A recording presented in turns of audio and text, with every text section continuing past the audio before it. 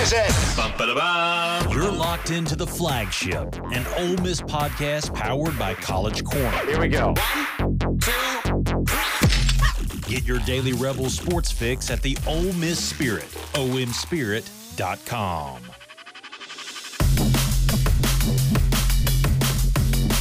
Welcome to this Monday edition of the Flagship. It is July, as I don't even think June existed. Flew by. Grayson Weir is here with us. We got a full docket today. We got a lot to discuss. New landscape in the SEC as Oklahoma and Texas have officially been added to the conference. We can talk about EA Sports and the egregious rankings that came out, and not even just talking about Ole Miss. We'll get into some of the other absurdities. And then we had Jackson Dart exchanging some playful banter on Twitter, maybe a couple barbs here and there handed out. But before we get into that, as always, I want to remind you, show is brought to you each and every day by our friends at College Corner. Scott and the folks over there take care of us, and they will take care of you. 3 locations: Oxford, Ridgeland, Flowood. They've got the ever so friendly interface at collegecornerstore.com. If you can't get to a brick and mortar, they can take care of you there as well. Look, it's July. I mean, we'll have media days in a couple weeks. Talking season will be in full effect, and then fall camp will be here before we know it. And I believe right now we're at 54 days until college football. I believe that is correct. Yep, 54 days. So it'll be here before we know it. So if you need to up your wardrobe for the Grove, if you're hitting the road for any of the big road games this year, you want to flex your Ole Miss swag, go over to College Corner, and they will take care of you. They got polos, they got Realtree, they've got the lightweight hoodies. If you're trying to up your game in the Grove, they've got tailgating supplies as well. That's College Corner.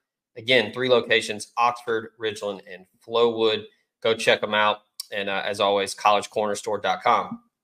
Also, do want to let everybody know of a new sponsor here on this show, and that is the good folks at Rowback.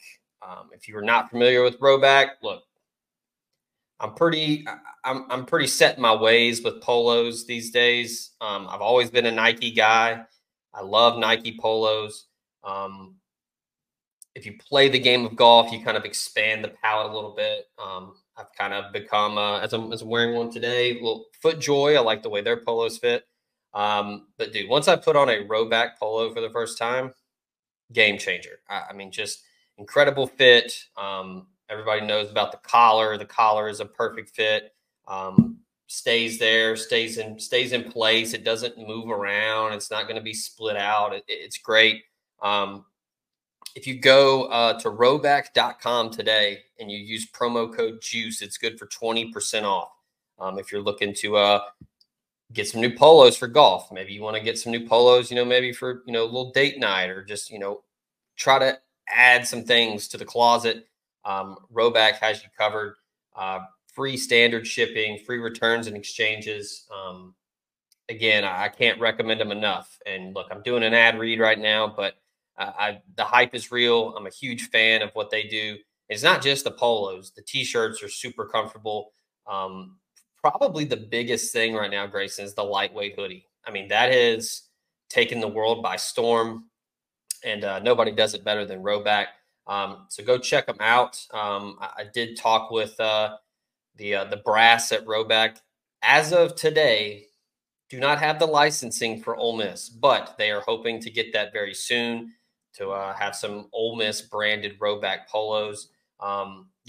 They've got kids polos if you want to get your kid a polo, if you want to match with your kid, or just get them a little bit more swagger.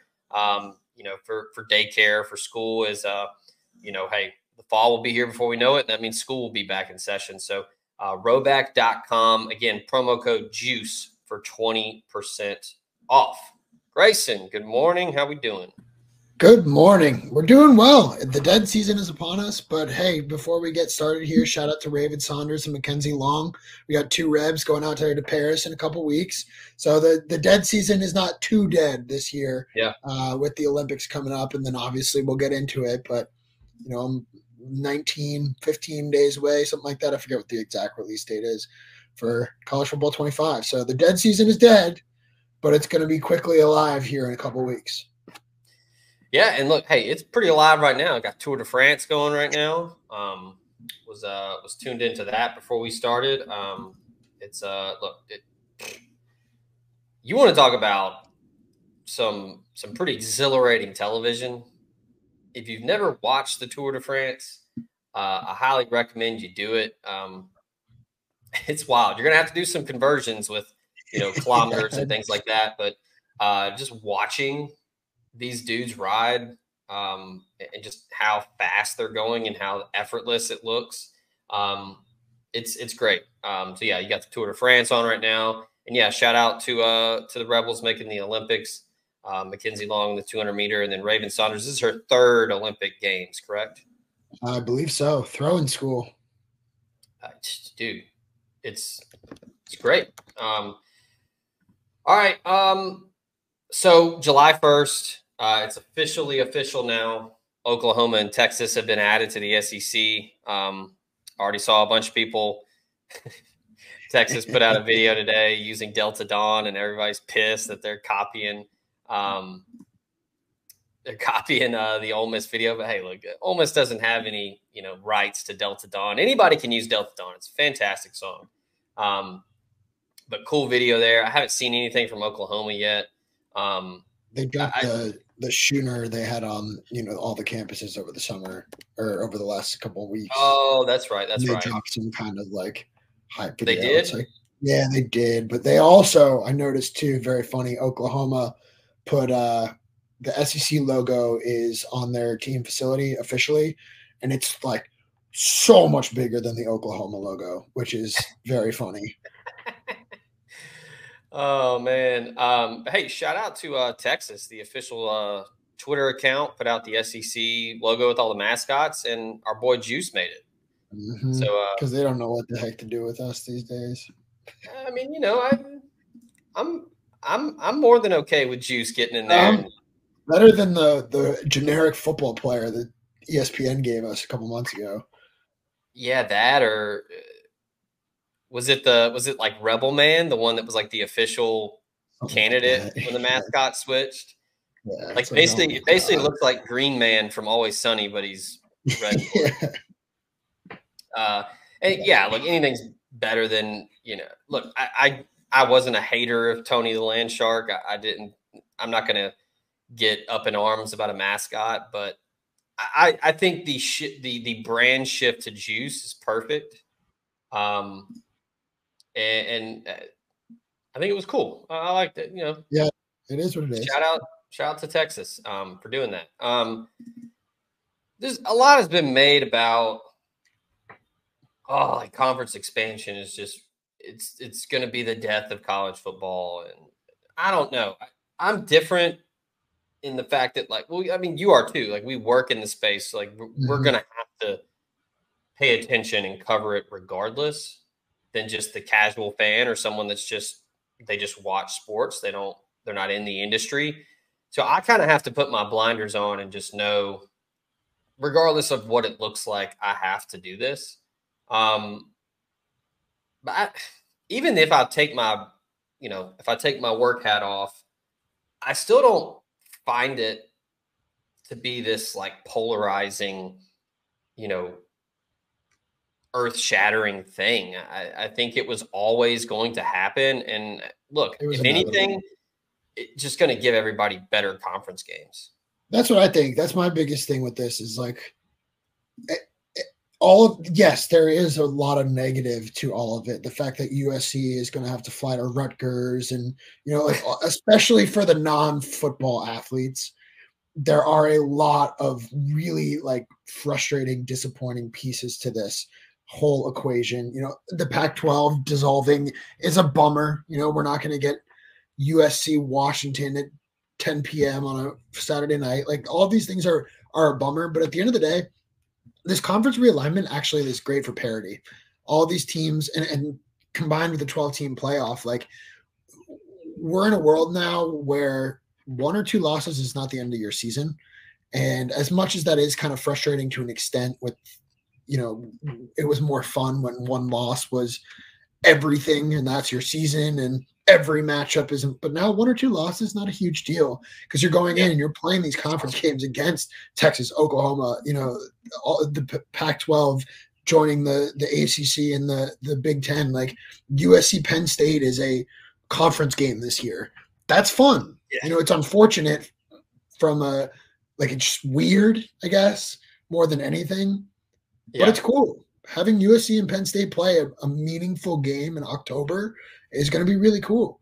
So there are definitely good sides and bad sides to all of it, but it's our new reality. And if you don't embrace it, then, good luck. Enjoy the NFL. Like it's the same thing. I keep seeing these people like Message Board Geniuses posted something this morning where somebody, I'll watch it for a little bit. Like, shut up. Yeah, you're gonna watch all the games. Stop. The games are still the games. Selfishly, the only thing that sucks about it, and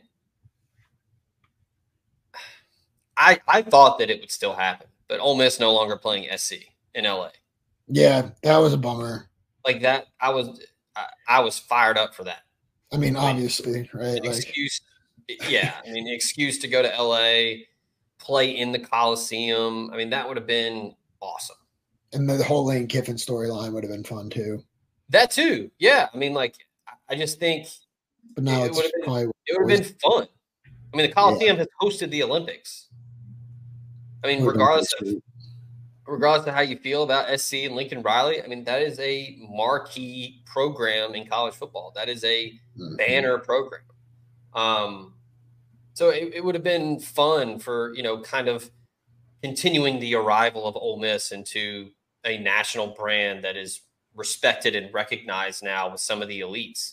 I mean, it's been a full offseason of top 5 preseason polls that have the Ole Miss script on it. I mean, that's crazy. So that was a bummer. I know Keith Carter mentioned that it was kind of put to the wayside because of they're expecting a 9-game conference. Yeah, it was a mutual decision. Well, I think Keith was looking at it from like a logistical standpoint.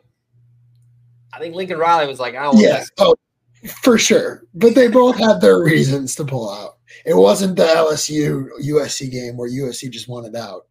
It was both sides decided that it would be better to move on. It's a bummer. And then the Oregon State one too, like that's probably, I don't think that's going to happen at this point. I would imagine that will fall through. And as weird as that game already kind of was to begin with, I loved the idea of going up to Corvallis. Like that's so weird and different, but that ain't happening anymore. You're not playing a Mountain West team on the road. Yeah, that sucks. And Reeser is a cool spot. It's finally done. That place is loud as hell. That's a tough place to play too. I know the coaching staff has changed, but yeah, that's maybe the only thing that's a bummer for me with conference realignment is some of these. Now it is kind of dumb when you see like Ole Miss to play at Boston College in 2042. Yeah, like that's kind of stupid, but the Ole Miss SC game was announced like 3-4 years ago. Mm-hmm. Was it announced before Kiffin was hired? No, I don't know. I don't think it was. Anyway, that kind of stuff is fun, and it's a way for Ole Miss. They played at Cal a couple of years ago, but Ole Miss doesn't go out that way very often. Mm-hmm. And I thought that just would have been cool from like a fan perspective, the pageantry of SC and what's the horse? Is it Spirit? Traveler. Close. Traveler coming out on the field, the mascot putting the sword in at the 50-yard line, and again, like I said, the Olympics have been there. That's a pretty awesome Olympics thing. will be there in 4 years. Yeah. So, yeah, I mean, that would have been fun. But outside of that, I mean, who cares? I mean, Ole Miss gets to play Oklahoma at home this year. I think that's great. I mean, the people of Oxford need to be fired up because it's going to be a zoo. Yeah, it's going to be crazy, especially now that you've opened this door. You got Billy Bowman Jr. out there in Norman talking smack on Jackson Dart. For those who haven't seen, there's a video of Jackson down at the Manning Passing Academy in Thibodaux over the weekend. And he was kind of really, the video was more or less just like him kind of messing around like the drunk uncle at the barbecue, just kind of slinging the ball. It wasn't like a legitimate drill or anything. And he didn't make the two best throws. They weren't great throws. They were fine, but he was just kind of chucking it around. They weren't very serious, but they weren't great throws. He missed the target on both throws, and it was more just kind of for fun and giggles and all that. But Billy Bowman Jr. got a hold of the video, and Billy Bowman Jr. is a defensive back out there for the Sooners, and he said that both throws would be a pick six. Jackson didn't like that and said, "Yeah, buddy," laughing emoji. We will see. So this Oklahoma's coming in hot. I mean, this Billy Bowman Jr. guy is a very good defensive back. Had an opportunity to go pro this year, chose not to do so, and then now he's completely unsolicited. Nobody tagged Billy Bowman Jr. Nobody's talking smack to Billy Bowman Jr. Billy Bowman Jr. did this on his own and decided to come for Jackson Dart. So not only, like you said, should Ole Miss fans be fired up for this Oklahoma matchup because it's going to be rocking in Oxford that weekend, but also now you've got a little bit of a rivalry. I mean, Ole Miss is going to get up for this game anyway, especially if all things go as we expect during the early portion of the season. That game is going to be, I mean, a marquee matchup that could make or break the entire year potentially. That could be a situation where you've already lost to Georgia and you can't really afford a second loss or even a third loss. You and I have run through the schedule countless times and we don't expect that, but it's possible that this Oklahoma game can make or break the season. And then now you've got Jackson Dart's already, pissed off and ready to play even harder than he was before. So that's going to be a fun game. But I will laugh. There was a video of Jackson Dart, didn't make the best throws ever. Fine. No big deal. They were just messing around. Billy Bowman decided to talk smack. You don't have any Ole Miss Rebels talking smack towards the Oklahoma Sooners. And there's a video out there of Jackson Arnold, who is more than likely the presumptive starter out there in Norman this year. He missed his target by, 25 yards-ish. It was the worst throw I saw at the Manning Passing Academy all weekend. Nobody said a thing. And Billy Bowman is out here talking smack about Jackson's throw. It's like, well, hang on a minute. Like, when you point one finger, there's 3-4 fingers pointing back at you. Take a look at Jackson Arnold's throw, Billy. Like, come on, dude. What are we doing here? Yeah. Well, to be fair, in Thibodaux, you're pretty much trying to do all of these drills and throw the football in like a snow globe filled with soup. When you pretty much have like a smash burger press of humidity on top of you the whole time. I can't imagine how terrible it was down there. Which if you want, you could go to the message board and ask our own Jake Thompson. He was down there, talked with folks down there. He talked with Archie Manning, new story out today. Archie talks about the new additions to the conference and kind of prepare, I would like I don't want to call it a love letter, maybe a letter to the editor to Oklahoma and Texas. Yeah, like, hey, this is what you've gotten yourself into. So yeah, he's got that. He talked with Carson Beck about Jackson Dart and Carson kind of gives his take on Jackson and his game and says that he's a big fan and he's excited for that game again. And hey, we would be remiss if we didn't mention Ole Miss is undefeated against Oklahoma all time. Yep. 1-0. 1-0. Beat them in 1999 down in Shreveport, baby. So yeah, second all-time meeting, which is kind of wild to say. It is wild. especially with all the times that Ole Miss has played a Big 12 team and they only played Oklahoma once. So yeah, it's going to be a lot of fun. Man, I'm still wait and see mode with Oklahoma. Jackson Arnold is incredibly talented, and I think he will be very good. But first year in the pro, as the starter, a lot of pressure for a true sophomore, and then you're going to go on the road. Ole Miss has been very good under Lane Kiffin at home. It's not going to be just like again, we've talked about it on this show. I've talked about it with other people on this show. The days of, a sleepy 11 a.m. kick against Iowa State, those are gone. Yeah. Like, you're no longer doing these, let's just roll the helmets out there and get it over with. No. When Oklahoma and Texas go to town, it's going to be everybody's Super Bowl. And I think that that's going to quickly hit them in the face. And not just Oklahoma, Texas too. I mean, we saw it a couple years ago. Texas went to Arkansas and got whipped. Yeah. So I'm excited for that game. That's going to be a really fun one. Should be a lot of points. If you want more bulletin board material, Bud Elliott of the Cover 3 podcast says he picks Oklahoma to win this one. And he said they were talking about, the battle of the Jacksons, and Bud Elliott said, quote, "I'll take the better quarterback," and is picking Oklahoma. So if you want some more rat poison, there you go. What about Texas? All jokes aside, with marquee programs and things like that, I mean, the Longhorns haven't really done anything as of late. I mean, they made the playoff, but other than that, I mean, I saw the SEC already put out a tweet with Vince Young and, the Rose Bowl run. Which is ridiculous. What are we doing? The College Corner is headed to Oxford. Stop by their new location in the Oxford Commons off Sisk Avenue. They'll have 4,000 square feet of Rebel gear ready for your trip to the Grove. On your next trip to Oxford, stop by the College Corner or our other great locations in Ridgeland and Flowood. Hats, shirts, polos, pullovers, sweats, t-shirts. College Corner has it all. And as always, you can visit us online at collegecornerstore.com. That's collegecornerstore.com. The College Corner, where your game day apparel meets.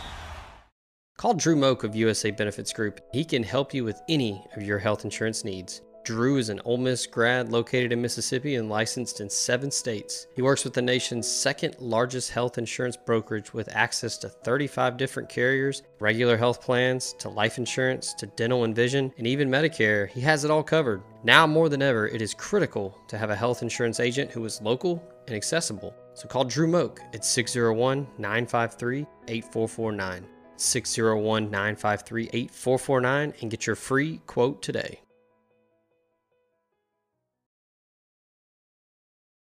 I mean, it's kind of put up or shut up time for Texas now. You're in the SEC. You've arrived at, the best conference in sports. Now what can you do? Now, I think they're going to be very good. I think Quinn Ewers is a stud. I think Sark is a good coach, and he's already proven that with the playoff run and recruiting and stuff like that. But what do you kind of anticipate with Texas in this year one in the SEC? I don't know how Texas is better this year than last year. And I say that really just based off of the offense kind of alone. I mean, you're losing your 2 top pass catchers. You're losing Adonai Mitchell and Xavier Worthy. And I know that they have other guys to replace them, and they have their sights set high with their recruiting classes having been pretty strong the last few years. But I don't know how you go from Xavier Worthy and Adonai Mitchell with Quinn Ewers to then not those guys. And I know, again, Jonte Cook's going to be good, whatever. There are players down there in Austin. I'm not saying they're bad. Isaiah Bond is a great pass catcher. That's all fine and well, but it's that offense set Quinn Ewers up for success last year. Do they have that same ability, those big playmakers? Do they have – I don't know. And then, like you said, I mean, Quinn Ewers got roasted for it because he's everyone every team we play this year is going to have us circled or something to that effect, or like we're every team's Super Bowl or something like that. And everyone's like, no, you're not. You're just Texas. It's like, no, every team in the SEC that plays Texas this year is going to have that game circled as, all right, we need to establish who we are, what the SEC is, and we want to beat Texas. So I think Quinn was not off the mark with that conversation. And I know you can laugh at it. And I laughed at it too. It's like, okay, dude, like you're full of yourself, whatever, but also not wrong. I mean, really not incorrect to the point where every team this year wants Texas's head. They want to take them down. And I haven't looked really at Texas's schedule. I guess I could pull it up. It is nice for Ole Miss that Ole Miss avoided them this year. To draw Oklahoma is a big, victory. Oh, actually, I take that back. Texas's schedule here, Colorado State at Michigan is interesting. Obviously, that's, a marquee matchup. UTSA probably won't be as good as they have been. UL Monroe, Mississippi State, Oklahoma is interesting. But then Georgia, their SEC schedule is really actually not that difficult. You got Georgia, Vanderbilt, Florida, Arkansas, Kentucky, A&M.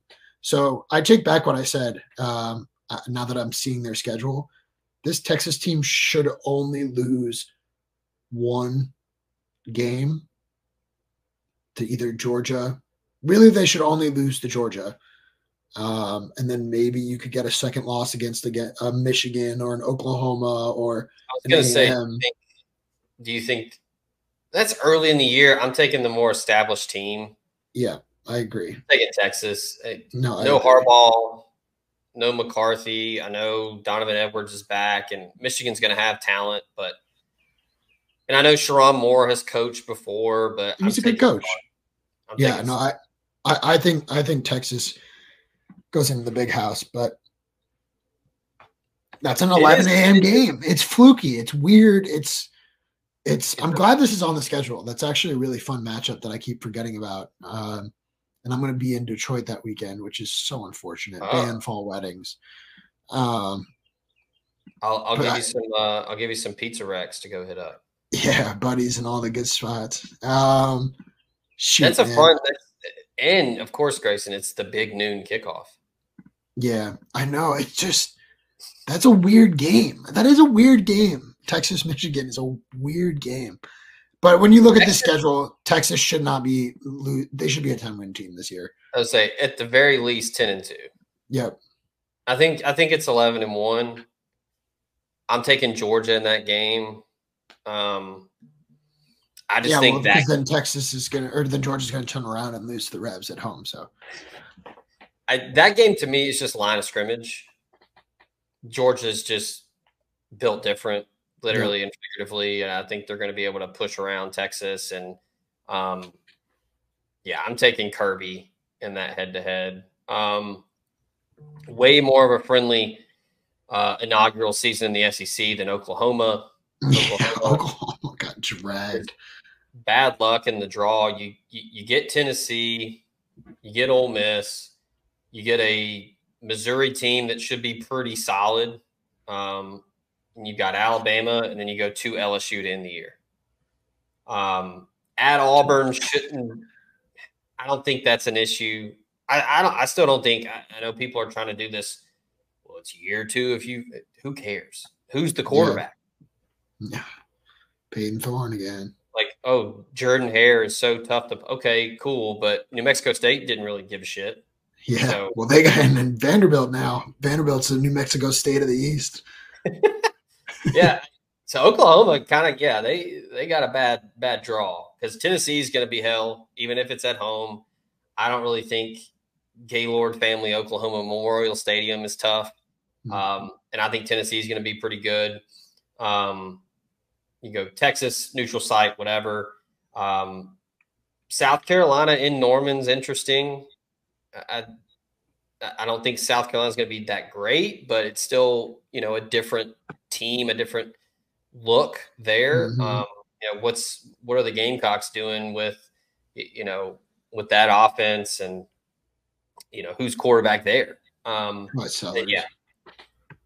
Probably. And then you go at Ole Miss, you get Maine in between, then you go at Missouri, Alabama at home, at LSU. That right there. Putting Maine in there is hilarious. Yeah. It's giving some Mississippi State people PTSD. Yeah. But yeah, I mean, that stretch late October into November, I mean, that's brutal. So it's exciting though. Like, I know people are going to gripe about more teams and all the change. More times than not, people hate change, regardless of what it means. Because most people are set in their ways and they want to keep it like that. Whatever. I think it's fun. I think it's gonna make for more entertaining stretches late in the year, more meaningful games, which is what we all want, right? You don't want to play Maine November 2nd. Why? Who cares? You want to play at Missouri. You want to play at LSU November 30th. Like, those are the types of games that you want. And I think that's what we're going to get with this. Before we head into our final segment here, as we talk about EA Sports and the new video game, I do want to remind everybody that this show is also brought to you by our friends at USA Benefits Group. If you're looking to cut those premiums down 20 to 30%, Drew Moak and the folks at USA Benefits Group can help you out. Drew is local and accessible, and he can help you out. He's licensed in 7 states, and he has access to 35 different carriers. He's an Ole Miss grad. He's located in Mississippi, but he can also help you elsewhere. You can look at everything: dental, vision, life insurance, all of that and more. If you need him, give him a call, 601-953-8449, or you can visit him at usabg.com/DMOAK and get your free quote today. All right, let's get into it. The rankings for EA Sports College Football 25 were released. Was it last week? Yeah, maybe end of last week. First of all, and I'm glad that everybody's on the same page here with this. Why is Colorado? Like, what is happening? Did Dion just buy? Did he just buy a shit ton of stock in EA or something? Like, what? Why is this favor being done for Dion in Colorado? Like, because it's the Dion effect, and a video game, you got to pump them up. I get it to some extent, but it's stupid from like a legitimacy standpoint. So it's so dumb. Probably more egregious than the Colorado love is that Ole Miss is somehow not a top 5 offense on the video game. Yeah. Don't understand that. They're at what, 13? Mm-hmm. Can you rattle off the top 10 and let's see. For offense or the overall? For offense. Okay. Offense is Georgia, Oregon, Alabama, Texas, Ohio State, LSU, Miami, Colorado, Missouri, Clemson is the top 10. And then it's, well, actually, I take that back. So that's the top 9 ends at Missouri. And then Clemson, Utah, Penn State, Ole Miss, Kansas, Arizona, and NC State are all 87s overall offensively. So you're putting Ole Miss. First of all, let's look at the Peach Bowl. Uh-huh. How do you put Penn State and Ole Miss on an equal playing field? I don't know. Second of all, let's look at NC State and say, how do you put Ole Miss and NC State on the same playing field? I don't know. Then you look at, Clemson. It's like, really? Clemson? Like Cade Klubnik? And really? Why? Like what? Huh? Okay, real quick. Name me a receiver that plays for Clemson. I can't. This year I cannot. I know of one, and I cannot think of his name, but it's because he's Murphy Holloway's stepson. Tyler Brown, Antonio Williams, and Adam Randall are supposed to be there 1, 2, and 3. Antonio Williams. That's Murphy Holloway's stepson. I know him. That's it. There's no Sammy Watkins isn't walking through that door. No. DeAndre Hopkins, those guys are not there. No. I don't get it. Klubnik to me was very underwhelming a year ago. Yeah, he was fine. I'll give credit where credit is due. Phil Maffa is awesome. Sure. I'm a big Phil Maffa guy. I love guys like Fournette and Maffa who are just big dudes that run like Pacheco, where it's like they're almost like running backwards where their knees are touching their nose. Like I love that. But still, how do you put Maffa and Klubnik ahead of perhaps the most talented offense in the SEC? Like, why is LSU at 6? I don't know. The Nussmeier hype, I guess. Why? I don't know. These honestly, rankings. Honestly, I have no gripes with the top 5. No, they're fine. I think Alabama being that high is a little silly, but maybe I could be a little upset about Ohio State. I'm okay with Ohio State because of the hype, but not because of maybe reality. But like, I think the hype. Miami at 7, like that, you're putting so much stock into Cam Ward working. Yeah, with what? And I think he's. Well, yeah, I was gonna say I think he's good, but who is he throwing to? And who is he handing the ball off to? Because their best running back just came to Oxford. Yeah, LSU running back. LSU's running back went to Ole Miss. Yep. Brian Thomas Jr. is not there anymore. Malik Neighbors is not there anymore. Doesn't make any sense. Utah, I'm actually okay with. I think Utah is going to have an awesome offense this year. I think you've got a 9th-year quarterback. As much as I love Cam Rising, I mean, that's you're putting a lot of stock into that dude being back to what he was. It's true. It's a big question mark. Kansas, I think it's silly that they're as high as they are, but I think Kansas's offense is fun, so that's fine. Arizona does have one of the better wide receiver quarterback duos in the country. But then, like, the one that really bothers me is the Penn State and the NC State. It's like, well, let's look at less than 6. Well, I guess now it's 6 months ago, and then let's look at NC State. Like, NC State's offense? No, that's not a thing. Grayson McCall in a different system? Who knows? Yeah, that's true. I guess I do like Grayson McCall. Colorado being so high is just dumb. It is, but that's only it's for the hype. It's on purpose. Shador put up good numbers, but like as an offense, it averaged less than 3 yards per carry. Mm-hmm. And it's not like they added anyone good. They overhauled a little bit of their offensive line, but they didn't add any superstar receivers or anything. Their best running back went to Kansas State. Mm-hmm. Like, it's just dumb. And Kansas State's not even on here. Kansas State is going to be a very good offense this year, and they didn't even sniff this list. It's like, what are we doing? Yeah. All right. We won't even get into the defensive rankings. I mean, Ole Miss was a top 25 SP plus defense. Whatever. I know there are a lot of unknowns, so that's to be fair. With how does Walter Nolan factor in? How does Prince Umaamielen, Pooh Paul, Yam Banks, Trey Amos, Isaiah Hamilton? Like, I know that there are guys that have not played in the Ole Miss system, but that's everywhere. So yeah, like, how do you value those guys if you're valuing the other transfers at other schools? It's like, what? But now that I'm looking at it, why is LSU 18? Yeah, Louisville at 22. Louisville is the 22nd best defense in the country this year.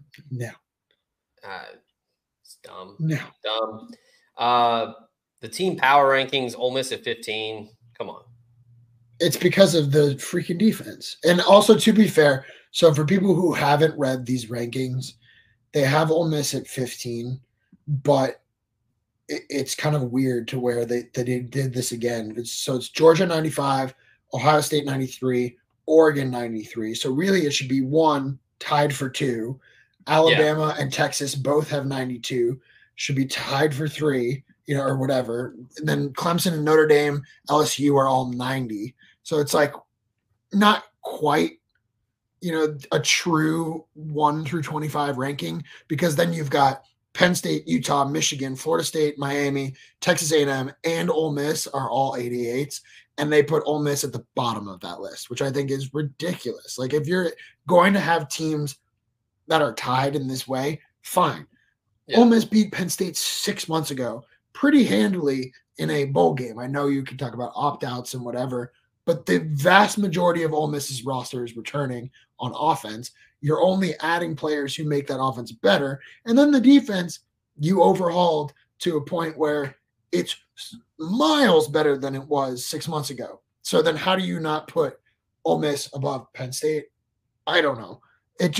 There obviously wasn't a lot of like legitimate thought that went into this. Well, and then it makes no sense because you have Colorado as the number 8 offense. Yeah. And then Colorado's the 20th defense. And then they're 16 in the power rankings. Like, doesn't make sense. Maybe their special teams is terrible. So I'm assuming there will be roster upgrades. There will be ratings upgrades throughout the year. So that'll change. Maybe that's it, where Ole Miss starts winning games, and then it's undefeated Ole Miss, undefeated Georgia in November, and then Ole Miss is a top 5 team in the power rankings, and ratings are changing. So who knows? It was kind of silly. It is, but it's fun that we get to talk about this for the first time in a decade. Yeah. Like we haven't been able to argue this since Johnny Manziel was in the game. Look, at the end of the day, it's a video game, whatever. But we got to have something to argue about right now. But yeah, if you're an Ole Miss fan, rat poison. Like, you're fired up to prove people wrong, right? Yeah, I love it. Sleep on the Rebs. Yeah, let them talk about the other schools. Yeah, that's fine. We did mention Utah real quick, kind of some breaking news before we started the show. Defensive coordinator Morgan Scalley is now the head coach in waiting. No set timetable for Whittingham, but they have named him the successor. That's so weird. Why would you do that? And then you're putting a clock on your guy. Like, now it's like, okay. He has to have told them something. For sure. Like, for sure. Maybe he and Cam Rising are calling it quits together. This will be 20 years. And he doesn't want to leave. He said that on game day last year. He said, like, this is it. I've had other offers. I'm going to get other offers. So maybe he's just done. Maybe he's just tired of NIL and all that stuff. But I don't know. It seems weird to name your head coach in waiting when – I mean, I guess they did it at Clemson, but then Venables left for Oklahoma. It's like, like, what are you doing? Yeah. 20 years. He's won 2 Pac-12 titles, coach of the year twice. I mean, Kyle Whittingham is Utah football. Yep. So interesting. I don't know. I think doing that might mean this might be it. It seems that's what it seems like, right? Because now you're putting a ticker on him, which, like, why would you do that? Just let him announce it when the season's over, and then say, "Oh, we've hired our guy." Like, everyone be excited. Now it's like, okay, well, when is he going to retire? Yeah, I could see it as like a way for Whittingham to not make it about him. I guess that seems like a very Kyle Whittingham thing. Yeah, that's true. Like, let's make it about the guy that's coming in after me. Let's not make it about me and how long I've been here, whatever. That seems like something that could be at play here. Yeah. All right, that's going to do it for this Monday edition of the Flagship. Again, we mentioned earlier in the show, check out Jake's takeaways from the Manning Passing Academy. He was there. Got that at omspirit.com. We've got tons of recruiting stuff coming to you as the calendar has turned to July. The dead period is up at the end of the month. Juice Fest 24 that last weekend. So it'll be a big run up into August and into fall camp for Lane Kiffin and company. As not a great last couple weeks for the Rebs, losing 4 commits, but don't hit the panic button. It's fine. Just let it play out. That's what the portal's for, and it's a very concerted effort for a very specific number of prospects for Ole Miss. And, look, Lane Kiffin's always had a plan. So I think there's no reason to doubt them now. But we'll have all of that and more reactions, predictions. I just put up a 2025 class prediction piece if you want to check that out. So a lot going on at omspirit.com. Baseball is trying to find its way in the transfer portal. It's kind of like the quantum realm with like Ant-Man. I think Ole Miss is just kind of floating around right now. We'll see though. It's hyper competitive now with Oklahoma and Texas in the conference. So, but we'll have more shows this week for you as the lead up to media days begins. Myself and Jake will be there. We will have tons and tons and tons of stuff for media days. I'll kind of do my media, my radio row roundabout. I'll talk to a bunch of people getting ready for 2024, which is probably the most anticipated Ole Miss season ever. So, Grayson, as always, we appreciate you, and we appreciate College Corner, USA Benefits Group, and Rowback for sponsoring the show. And as always, we appreciate you, the listener, for tuning in. So, for Grayson over there, I'm Zach. This has been The Flagship. Till next time, we out of here.